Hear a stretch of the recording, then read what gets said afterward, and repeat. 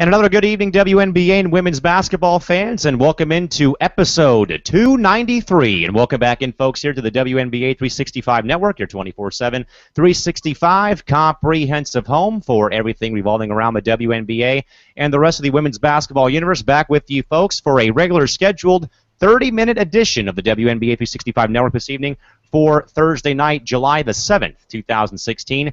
Join the night, and good to again have our good man in the hangout, Eric Nimchok, back with us here from today's Fast Break in Elmhurst, Illinois, and of course the SoCal crew of Crystal Thomas and Tanisha Stewart, both up in Los Angeles, and of course Cal McClurg from home base here at Studio 171 in San Diego. Shorty, KT, Eric, good to see you guys. How's it going tonight? I'm good. What's up? And like normal, folks, of course, social media and live chat box with open arms for you folks at facebook.com/WNBA365 or hit us up on Twitter at WNBA365, at Calimac3, at ShortyMamba24, at Pup1010, or at NimChalkE with the hashtag WNBA365 Network. Or if you're viewing us live tonight, hit up the live chat box. We'll get to your commentary throughout the course of our programming. Of course, folks, a quick reminder for you folks again about the upcoming month of July. Again, we will again have a special edition of the one-on-one sit-down show featuring myself one more time here on WNBA One-on-One, a full house of aces coming your way at 9 o'clock Pacific on Sunday night. Then, of course, we will be off air on Monday the 11th and Tuesday the 12th again due to the Major League Baseball All-Star Game festivities being in San Diego this season. And again, I will be at all the festivities on Monday and Tuesday. We'll again have our final day of coverage of the first half of the year on July 19th, and again, folks, there will be no programming whatsoever from July 20th through August 1st to give all of us a break from the first half of the season. We know that Eric, of course, has kind of been hit and miss with us because he's been overworked. We're working a lot lately for today's Fast Break, so we're going to give everyone a much-needed couple of weeks off before we come back to resume programming for the Olympics beginning on August 6th. With that, guys, we'll get to the lone game on the WNBA schedule today, and it was a pretty good one today. In overtime, the Sun stunned the Minnesota Lynx tonight, 93-89, a final score for the Lynx. Maya Moore, game-high 40 points in the OT thriller tonight for Minnesota. Lindsey Whalen with 12 points, Natasha Howard with 10, and then after that, pretty much a major drop-off for Los Lynx this evening. Three players with 6 points each. That was Rebecca Brunson, Sylvia Fowles, and Gia Perkins, all with 6. Renee Montgomery with 5. Keisha Hampton and Janelle McCarville with 2 points each. Simone Augustus, DNP, knee injury. Bashara Graves, DNP, coach's decision. For the Connecticut Sun, Alex Bentley, 24 points. Shanae Agumake, 21 points, including making all 8 of her field goals, a new Sun franchise record for most field goals made in a game, and also made 5 free throws, including the game-tying basket at the final buzzer. Courtney Williams, 15 points in 24 minutes played. 8 points tonight for both Camille Little and Jonquo Jones. Morgan Tuck with 6. Alyssa Thomas and Jasmine Thomas with 4 each. Kelly Ferris with 3. And Rachel Banham, no points, played 4 minutes, but according to David Siegel, or actually from one of our couple of our correspondents from both David Siegel of Hooping and also David from Dishing and Swishing, Banham going to be done for a few weeks due to a minor surgery coming up after the game today. Anika Henry Morello, Shakina Strickland, both DNPs, coaches' decisions. Game played from the Mohegan Sun Arena in Unkinsville, CT. Total attendance this evening from Unkinsville, 6,739. Time of the game, 2 hours and 14 minutes. The officials were Sue Block, Patu, Cisco Stevens, and Tim Green. 2 texts on the Sun, 18 lead changes, and 10 times the game was tied this evening. And Shorty, I mean, by far a game that none of us in this hangout expected. Of course, the 3 stooges in here, myself, Crystal, and Shorty, all picked the Lynx to win the game today. And it looked that way, Shorty, even though the Sun had a 1-point lead at the half, but the Lynx scores came storming back like they normally do 9 times out of 10. But it was Shanae Agumake, though, and Alex Bentley double-teaming up to really to keep the Sun in the game and, of course, send the game into overtime. And, again, the Sun win the game 93-89. And Todd Mintz chimes in to say, perhaps best comeback of the season. Minnesota was outscored 13-2 over the last minute 50, as many comebacks helped. As Minnesota had a couple of turnovers during the period. Bentley got hot to force the OT period. She hit a prayer for a 3 that went in. Best crowd he's seen in CT, having that CT has had this season. In OT, Camille Little had a big basket and a couple of big plays in the game. So, Shorty, how about your thoughts again? Cardiac finish tonight from Mohegan Sun, but the Sun, probably perhaps maybe the biggest upset of the entire season thus far. Yes, I would definitely agree. I mean, it was close, you know, from nearly beginning to end. I mean, I give much props to the Connecticut Sun for hanging around with the champs. Like you said, it was only a 1 point deficit at the half. And then, head into the fourth quarter, at one point near the final 3 minutes or so of the fourth quarter, the Lynx were up as much as 12. 12 points before they squandered, the lead, and it went to OT, and then, Connecticut outscored them 14 to 10 in the final period, and, it led to them getting a win, but a good victory by the Connecticut Sun. Yeah, and Crystal, I know that we had kind of, talked about the learning curve of the Sun, either not being there, they haven't really hit it, but they've again have sort of, it's been kind of, a blessing by fire for a very young Sun team. But hey, for a team that has really had not a lot to hang their hat on a lot this season, for them to battle back and again come down from being down 12 points against, the defending champs and one of the, cream of the crop elite teams of the WNBA, coming back and then forcing OT and then winning the game overall, by far maybe the best comeback, maybe the best game perhaps of the Sun have played all season. Seen again, Alex Bentley, 24 points, but again, Shania Gumake went 8 for 8, a new Orlando Miracle and Connecticut Sun franchise record for most field goals made in a game, going 8 for 8. But I guess, Crystal, overall thoughts again about this game again that again sees the Sun perhaps pull off maybe one of the bigger upsets of the league so far this season. You know what? I think for the Sun, that was a really great win. As we all know, the Sun is a team that's not really the cream of the crop of the WNBA right now. I will say after trading Bone, they have band together and their chemistry has been way better than it was before Chelsea Bone got on that team. But I think not to take credit away from Connecticut because they really did play well and come back for this victory. But Minnesota kind of blew it at the end. They were up by 11 with a minute and 30 seconds to go, and they kind of just they let Connecticut chop that lead away, and we all saw what happened at the end. Alex Bentley played really well for them. She was, some of the reason why they won the game. And Shanae as well with that big steal at the end to take it to overtime. The Connecticut just played a really awesome game, and yeah, the Sausage Lynx. I didn't think they were going to lose the way they did, but they did. By the way, folks, we should mention, by the way, Shorty, no camera for her. She had a problem in her studio today. The light's not working, so that's why she's incognito tonight. But, Eric, first of all, man, good to have you back on. I know that's been a while because, of course, with Fast Break kind of hounding you down, but, again, always good to get you back on. But, again, Eric, perhaps maybe the big, perhaps the perennial upset thus far the first half of the season, again, with the Sun beating Minnesota. And, again, pretty much another game where they had no business being in, let alone leading at halftime, let alone time the game, let alone winning this whole thing. But again, Eric, as we said, again, a 12-point lead squandered by the Lynx tonight. But I guess overall final observations, again, from the Sun, again, never saying die, and again, winning the game in OT over Minnesota this evening. I think saying that they had no business even being in it is a bit of a stretch because they've been playing better basketball as of late. I think it's just the fact that they're such a young team and that Coach Kurt Miller has had to work so hard to figure out the right rotations. I mean, they've had so many different starting lineups already. And then, they trade their kind of their centerpiece in Kelsey Bone. But he said before the game, I don't know if anybody was watching pregame, but he said, what the advantage we have over this Lynx team is that we're young. They're experienced, but we're younger and we're deeper. So what we need to do is we just need to find a way to hang around until the end, and then you never know what can happen. And that's true. They were actually up by like 4 or 5 points up until midway through the third quarter, I think, until the Lynx blew it open. But the Sun were able to kind of scratch and claw and take advantage of some really bad Lynx miscues towards the end there, and then towards the end they just had more gas. I think the Lynx had tired legs towards the end there. They were, they're not very deep, especially with Simone Augustus being out. So the Sun were able to, and Connecticut, by the way, is an awful place to travel. I think their stadium is like 60 miles from the nearest airport or whatever. So they always have a pretty significant home court advantage as it is. So I think Connecticut was just able to wear on them with their depth and their youth and their athleticism. And they were able to stay in the game and make plays when it counted and get out of there with a really big statement win, I would think.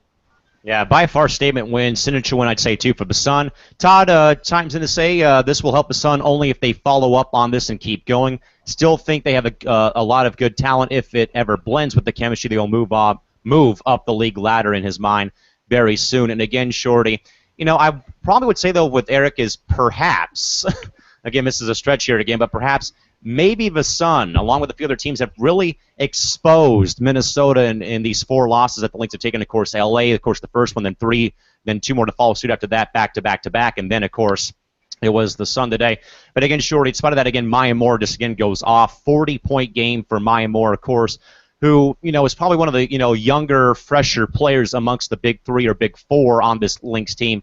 But again, Shorty, as Eric said, though, tired legs, fatigued legs, again, really no gas left in that engine for Minnesota. Of course, without Moan there, of course, is also a pretty big talking point.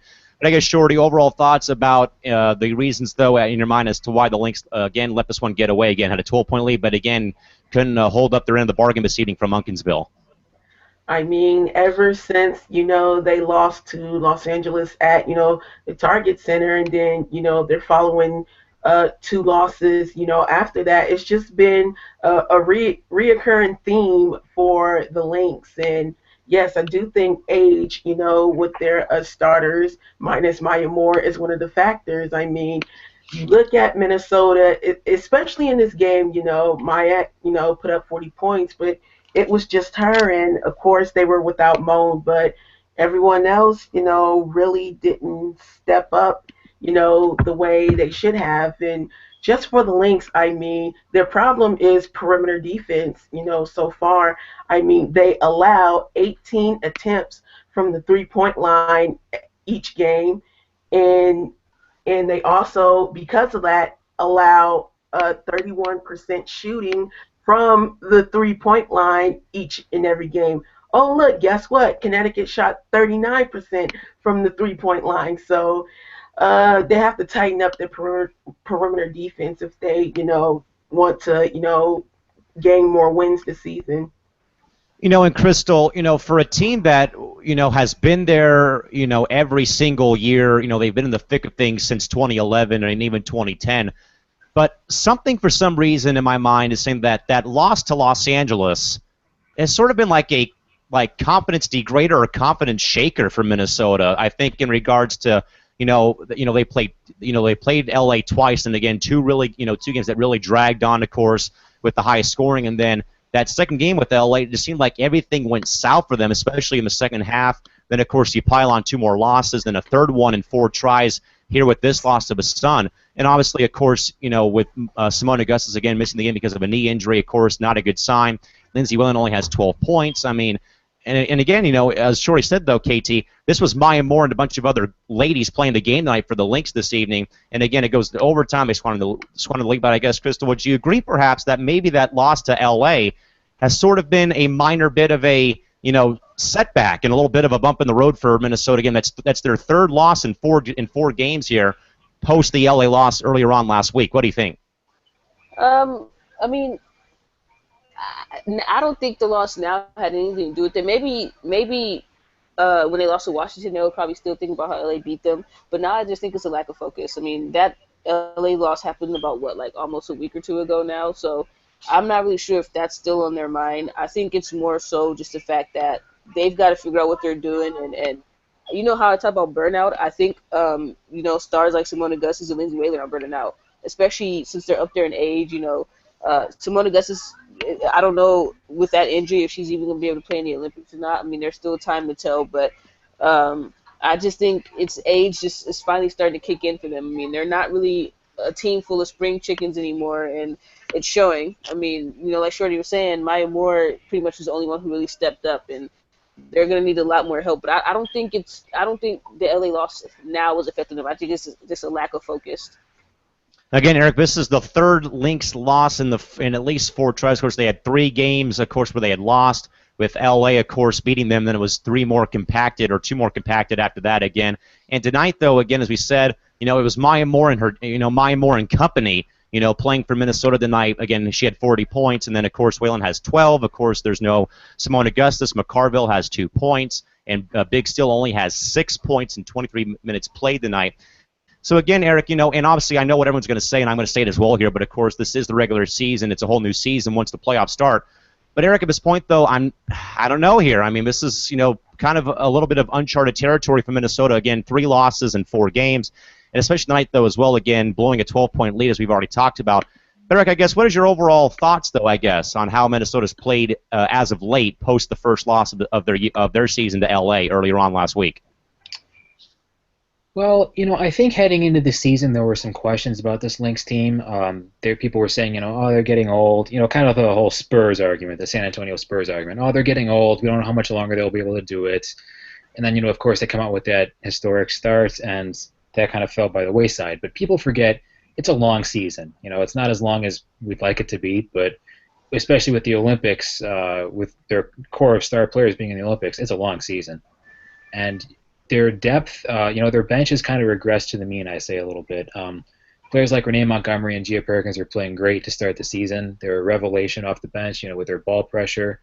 But they're starting to regress to the mean a little bit, I would say, and that just puts more pressure on their aging stars.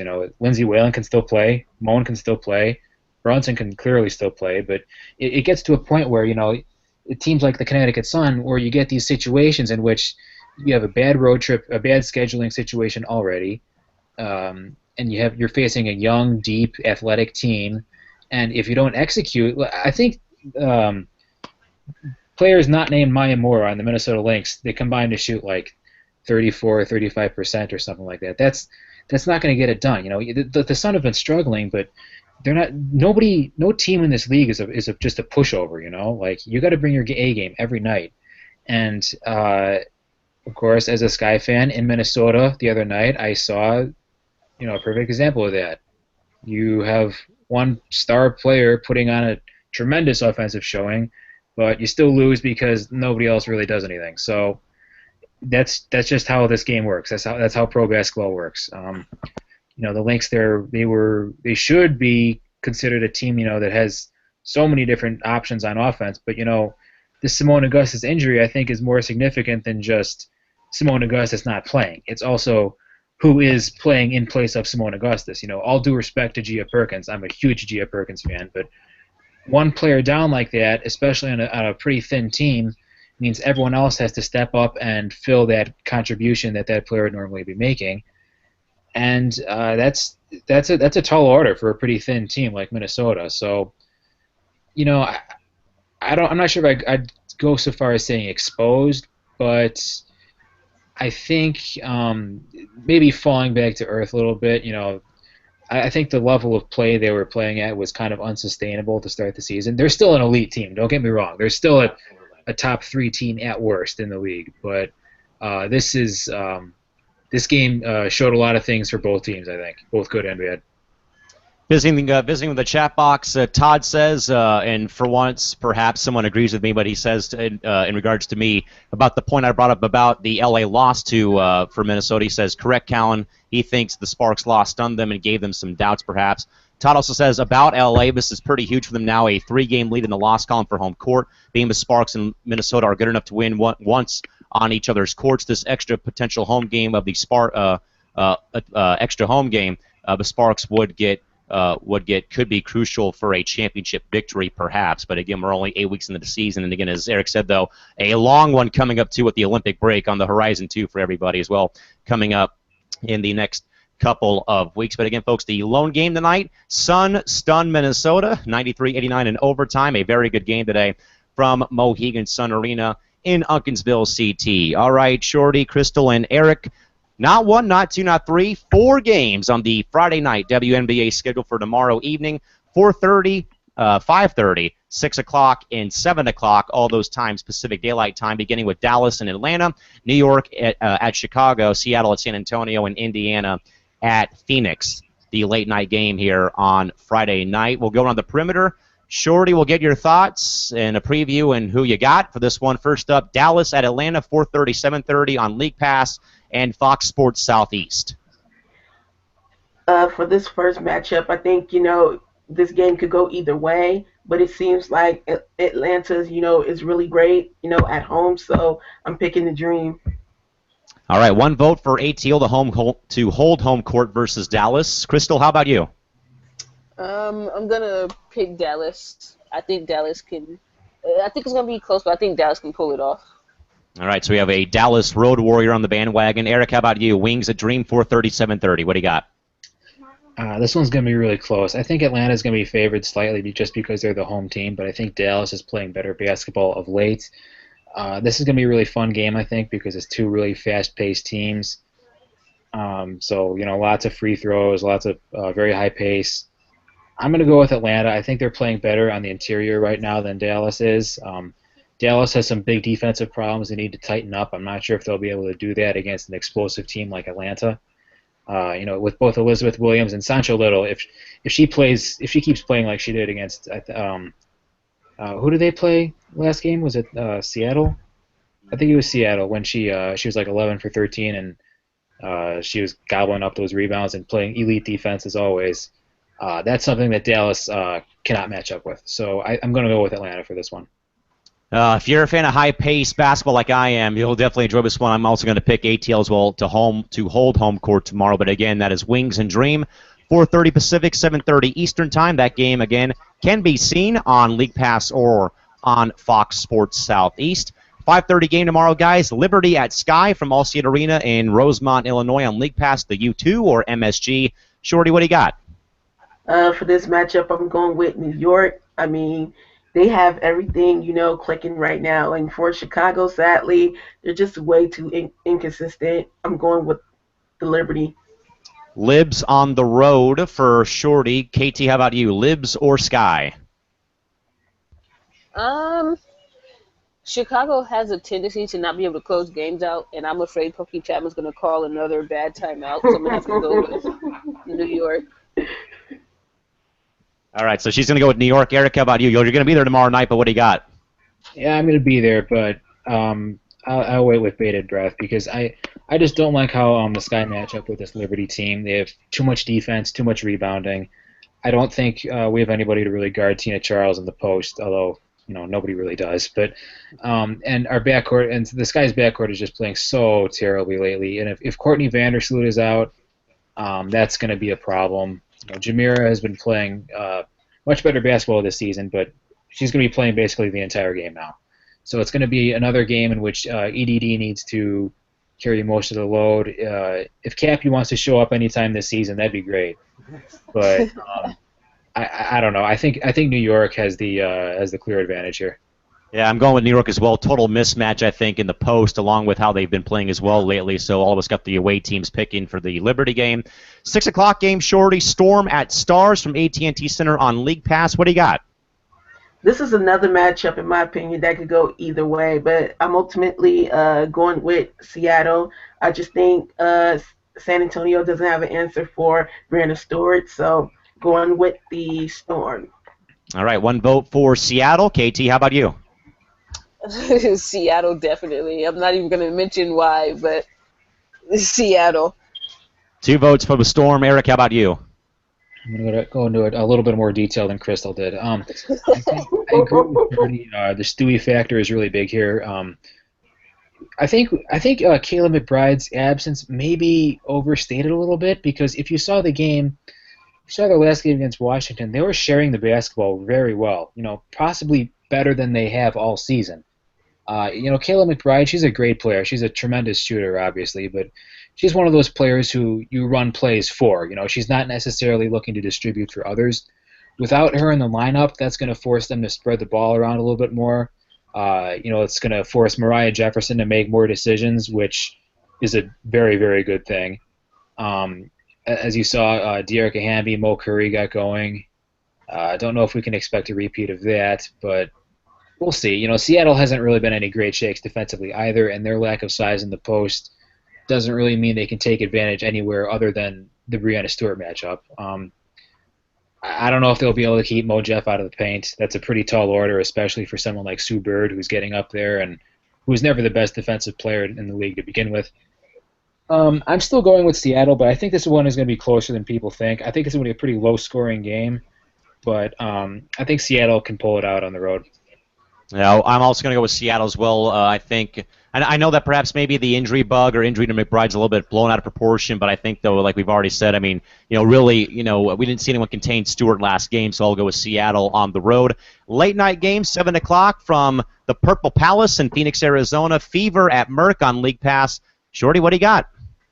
Oh, for this matchup, I'm actually going to go with Indiana. I mean, we know that Indiana does not have a clear matchup for Brittany Griner, but with the Fever's defense, I mean, seeing them in that last game against Los Angeles, they were pretty tremendous, and I think if Indy could shut down everyone else around Brittany Griner, I think they can ultimately take the game. All right, so Shorty's going to go one vote for Indy on the road in Phoenix. Crystal, how about you? Um, Close game, but I'm going to say Indiana by probably by a couple of points because I think Indiana is a team that's not going to go away, and we all know Phoenix, but they kind of struggle towards the end of the game. So I'm going to give it to Indiana. All right, so Eric, 2 votes for the Fever on the road. How about you? I'm actually going to go with the Phoenix Mercury, and here's why. Because the Phoenix Mercury have been playing a lot better offensively as of late. I think this is going to be a real shootout, I think. The problem is the Phoenix Mercury have more, I would say, star power on the perimeter. Indy, they're a team who likes to push the pace. They want to move the ball around, attack, quickly in the shot clock. But you've seen so many games from them this season where they shoot like 37% or whatever, and it doesn't really matter what kind of pace they're playing at because they just can't make a basket. And it really stinks because players like Shanice Johnson, Marissa Coleman, who had breakout seasons last season, have regressed considerably this year. Catching's not a spring chicken anymore. They're undersized in the post. You don't know what you're going to get from their post rotation. Sometimes Achanwa plays 15 minutes, sometimes she's DNP. We don't know what's going on with that. I really don't think they have nobody to defend Griner. If BG has her head on straight, which is always an adventure, but if she's locked in for this game, they're going to have nobody to defend her. Nobody to defend Diana. I just think you have Kelsey Bone coming off the bench, and that's just more size. I think Phoenix has considerable matchup advantages here, so I'm going to go with them. Yeah, no, Eric, I agree. So put her next, folks, inside the tic-tac-toe board. For that reason, Eric, again, is the new post rotations that Sandy Brondell can go forth and put out there now for Phoenix, and again the undersize at this point too with the center rotation for Indy is going to be a problem again because they have to either double or triple Griner early in this game. And Eric, you're right though, if her head's on straight and she's thinking properly, she could go for a pretty good game. Again, Todd Minch chimes in to say he's got Dallas, New York, San Antonio, and Phoenix for his 4-game predictions for tomorrow. He also says he has Griner dominating and getting a good 18 to 20 points. With that, Shorty, how about your final thoughts on tonight's game? Again, a very good OT thriller between the Sun and Lynx that sees the Sun win the game tonight, 93-89. I mean, I enjoyed watching the game. I was pretty hyped, especially when the game was going into OT because, as you said, yesterday when we made our predictions, we weren't expecting, the Sun to pull off the win the way they did, but, they all, came through, worked together, and got the win. Crystal, how about your final thoughts on tonight's game? What do you got? I mean, it was a pretty entertaining game. I didn't think that the Lynx would lose to a team of Connecticut's caliber. And like I said, that's no disrespect to Connecticut, but realistically, they're not as strong as a team as Minnesota, and I don't think they were supposed to lose this game tonight. All right, and Eric, how about your final thoughts? But also, you can also go in and give us your thoughts too about the trade the Sun made earlier on this season as well. Go ahead. Yes, thank you. Bear with me here. I haven't been on the program for like a year, so I need to get my thoughts on this. First of all, first things first, I think this it kind of goes hand in hand, actually, with what we were saying. This Connecticut game, I tweeted earlier that if I was a Sun fan right now, I would be so much more excited about both the present and the future than I would have been a couple weeks ago. because I think Kelsey Bone was a big name in this trade, obviously, but I think, in just my humble opinion, I think the Connecticut Sun made out like bandits in this trade. Okay, I think they clearly won the trade. It's because a couple reasons. Kelsey Bone has not been good this year. She's a big girl, 6'4", burly as heck, but she can't seem to finish layups. It's kind of odd when you see such a huge center like that who's consistently mediocre on the rim like that. That can't happen. And it's pretty obvious, what was going on. All the dirt that was coming out in the press, which I was actually kind of surprised about. But she demanded a trade multiple times. You can just tell from her body language. I kind of hate doing that, but you could tell from her body language that she didn't want to be there. So she really wasn't giving her full effort. She probably wasn't happy with the rest of the team because when teams lose, everyone's unhappy, and it just depends on how professionally you take that. Some more than others. Kelsey Bone requested a trade. That's just fine. That's fine. But I think what you have to look at this perspective is Connecticut had like a dozen post players on their roster, right? Like their roster is just all posts. Like they started 5 power forwards a game, right? So basically, not only does this it frees up minutes, because Connecticut Sun, it's pretty obvious. We knew it going into the season. They're rebuilding, they're bringing back Shania Gwumake, still young. They draft Morgan Tuck. They draft Jonquel Jones. All players who have pretty high ceilings, I would say, but they need to get minutes. Jones in particular is still very raw. I love her ceiling. I think she's just oozing with offensive potential, but she needs minutes. And that's not something that was going to happen.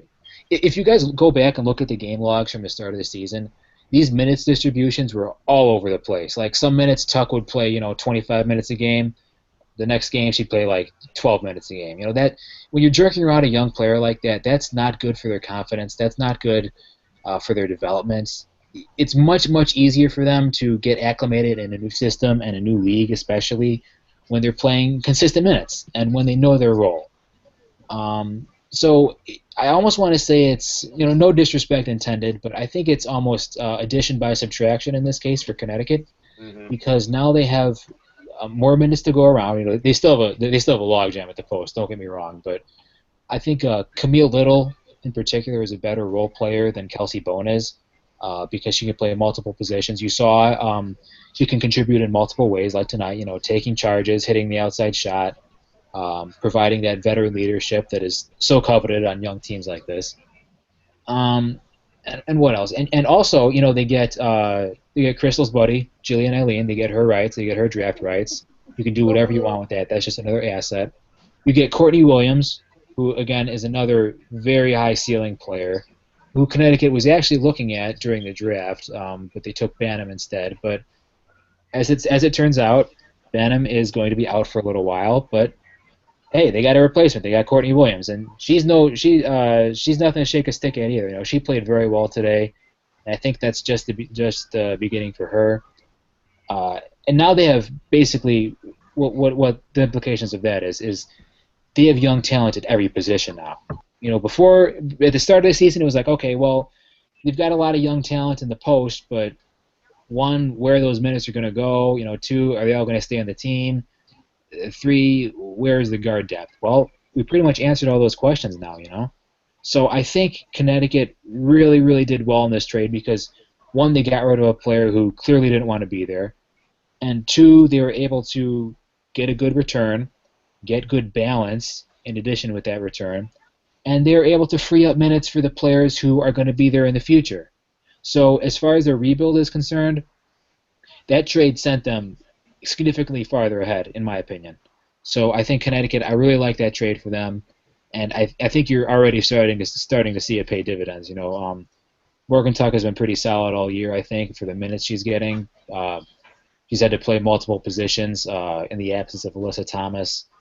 But Jonquel Jones in particular is a player who I think the more minutes she gets this year, the better, because I think she's going to be a stud if she figures it out. She's just so skilled for a player of her size, her athleticism, her ability to move around, her length. that's going to be she's going to turn into a great player for them. So the more minutes she gets, the better. And I think the Connecticut Sun are going to be a more cohesive unit going forward because of this trade. Absolutely. With that, folks, to revisit the scoreboard one more time before we sign off for the night, Sun over the Lynx in OT tonight, 93-89. And again, 4 games on your WNBA menu of action for your Friday night. Dallas at Atlanta, 4:30, 7:30 on League Pass or Fox Sports Southeast. New York at Chicago, 5:30, 8:30, League Pass, the U2 or MSG. 6 o'clock, 9 o'clock games, Seattle at San Antonio on League Pass, and late night games, 7 o'clock, 10 o'clock, Indiana visits Phoenix. Game time, 7 o'clock, also on WNBA League Pass. With that, folks, up until tomorrow night for a late night edition of the program, for Eric Nimchok in Elmhurst, Illinois, from today's Fast Break, and for Crystal Thomas and Tanisha Stewart, both up in L.A., this is Cal McClurg from Studio 171 in San Diego, signing off. Until tomorrow night, folks, have a great night, and see you back here mañana. Till then, good night, and bye-bye.